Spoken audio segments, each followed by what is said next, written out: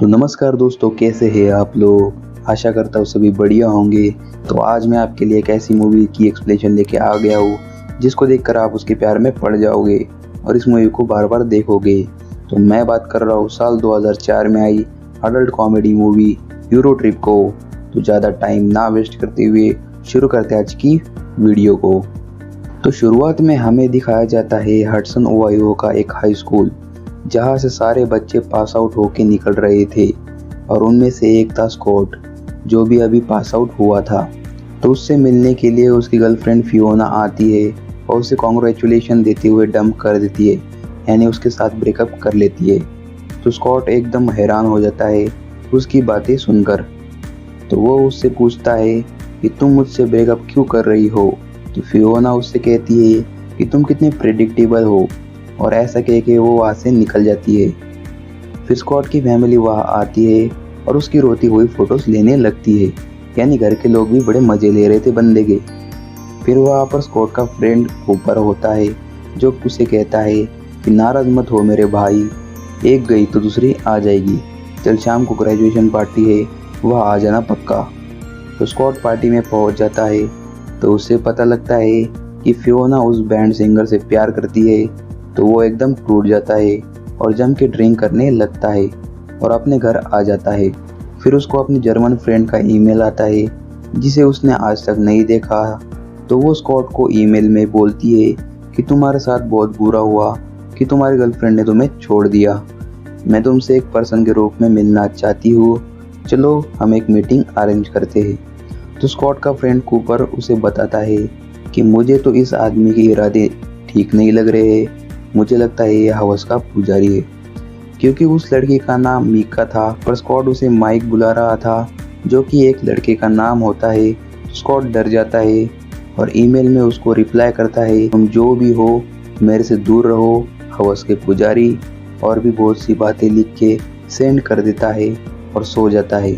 फिर अगले दिन जब वो उठ जाता है तो उसका छोटा भाई बर्ट उस ईमेल को पढ़ के मस्त मजे ले रहा होता है। तो उसको बताता है कि मीका एक कॉमन जर्मन नेम है लड़कियों का। तो स्कॉट बौखला जाता है कि ये क्या गलती कर दिया मैंने। वो डिसाइड करता है कि यूरोप जाकर मीका से सॉरी बोलकर ही रहेगा।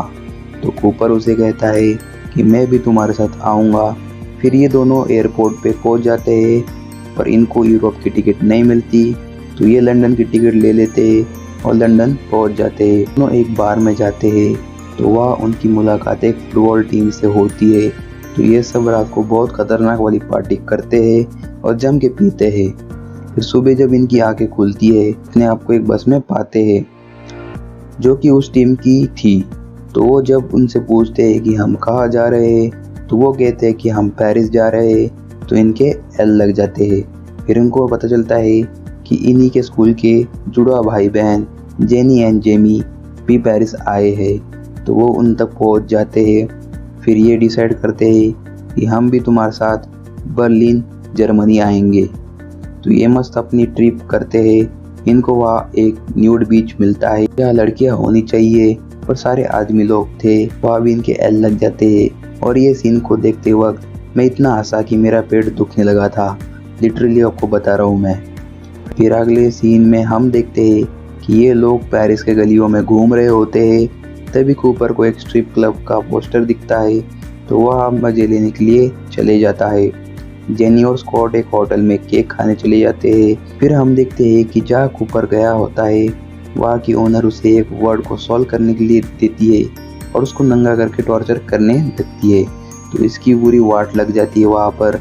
और ये सीन आप देखोगे तब आपकी हंसी नहीं रुकेगी बिल्कुल भी, मैं बता दे रहा हूँ आपको। फिर जेनी और स्कॉट केक खा के पागलों की तरह हरकत करने लगते हैं, क्योंकि उनको लगता है कि केक बनाया था उसमें कुछ मिलाया हुआ है।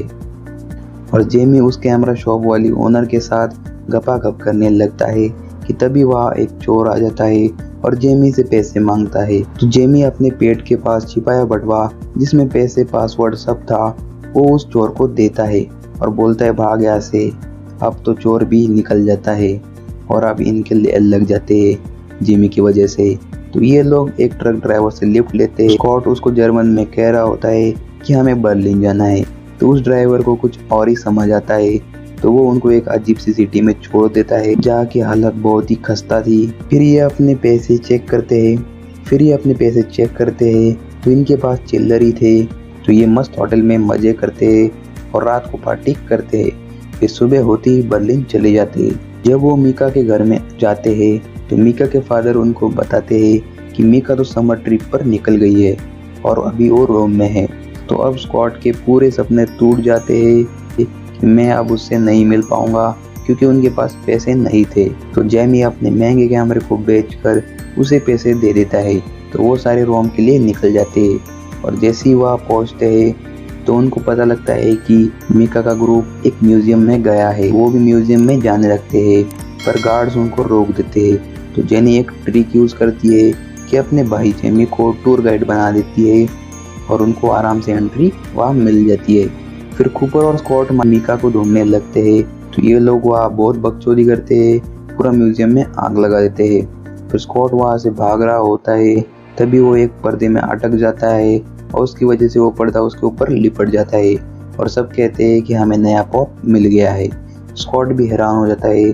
फिर वो सब कुछ निकाल कर मीका के पास जाता है, तभी वो गार्ड्स उसे पकड़ लेते हैं पर उनको बचाने के लिए वो फुटबॉल टीम के मेंबर्स आ जाते हैं और उनका लीडर स्कॉट से कहता है जा लौंडे कह दे अपने दिल की बात। स्कॉट माइका को कहता है सॉरी मीका, मुझे लगा तुम लड़के हो इसलिए मैंने तुम्हें वो ईमेल भेजा। तो मीका उसे कहती है कि तुम कौन हो। तो स्कॉट उसे अपना नाम बताता है कि मैं स्कॉट हूँ। तो ये दोनों अब एक दूसरे को जानते थे। तो पूरी पब्लिक के सामने किस करते, म्यूजियम में जाके गपागप करते। फिर वो सभी वापस अमेरिका जा रहे होते तो एक आदमी वहाँ आ जाता है और जेमी से कहने लगता है कि तुम मेरे साथ काम करना चाहोगे, मैं तुम्हें बहुत पैसे दूंगा। तो वो हैरान हो जाता है और वही रुकने का फैसला करता है। फिर स्कॉट उसको एक कैमरा देता है और ये अमेरिका के लिए निकल जाते हैं। तो फ्लाइट में कूपर और जेनी एक दूसरे के साथ में मेकआउट करते हैं, यानी गपागप करते हैं टॉयलेट में। फिर कूपर का गपागप करने का सपना पूरा हो ही जाता है। फिर स्कॉट हॉस्टल में पहुंच जाता है, तभी उसका रूममेट भी वहाँ आ जाता है। तो जब वो डोर खोलता है तो उसके सामने मीका दिखती है। तो वो हैरान हो जाता है और कहता है ये कैसे हुआ।